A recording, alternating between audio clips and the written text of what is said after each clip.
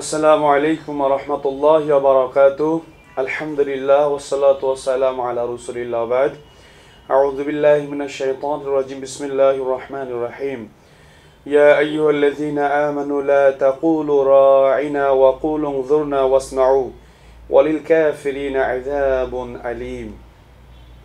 আল্লাহ তাআলা বলেন, হে ঈমানদারগণ, তোমরা যারা ঈমান এনেছো তোমরা বলো না রাইনা, তোমরা নবীজির উদ্দেশ্যে রাইনা বলো না, বরং তোমরা বলো উনজুরনা, আমাদের দিকে নজর দিন।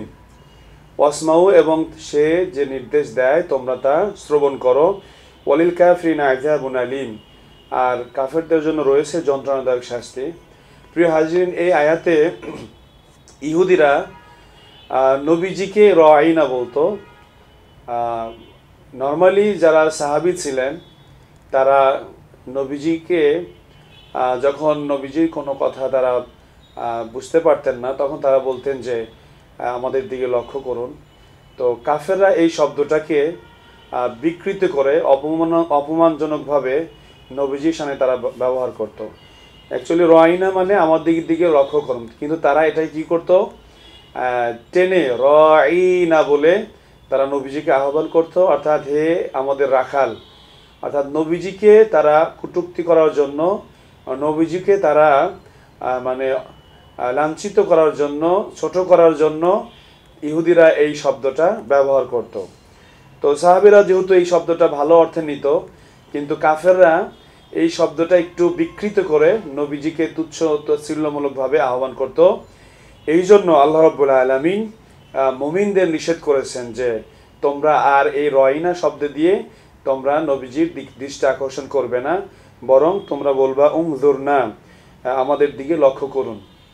তো কাফেররা নবীজির সামনে বেদবিমূলক কথা বলতো, যে কারণে আল্লাহ তাআলা সেটার কাছাকাছি শব্দ দিয়েও নবীজিকে আহ্বান করতে নিষেধ করেছেন, মুসলমানদের না করে দিয়েছেন। এখানে যেটা খুবই শিক্ষণীয় বিষয় যে আল্লাহ তাআলা যে কাফেরদের অনুসরণ করতে নিষেধ করেছেন এমন শব্দ দ্বারা, কেউ কেউ বলেছেন যে যেই শব্দের মধ্যে দুই ধরনের অর্থ হয়, একটা হলো ভালো অর্থ হয়, আবার অনেক সময় মন্দ অর্থেও ব্যবহৃত হয়। এই ধরনের শব্দ দিয়েও নবীজিকে আহ্বান করতে না করেছেন। অথচ আমরা আজ কতভাবে কাফেরদের অনুসরণ করছি।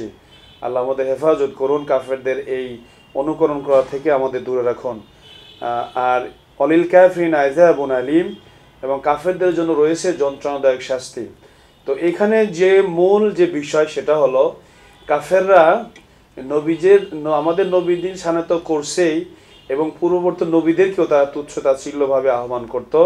এতটাই তারা নিচু, এতটাই তারা নিকৃষ্ট যে নবীদের সামনেও তারা বেয়াদবি করত। এই জন্য আল্লাহ তাআলা বলেছেন যে কাফেরদের জন্য রয়েছে যন্ত্রণাদায়ক শাস্তি।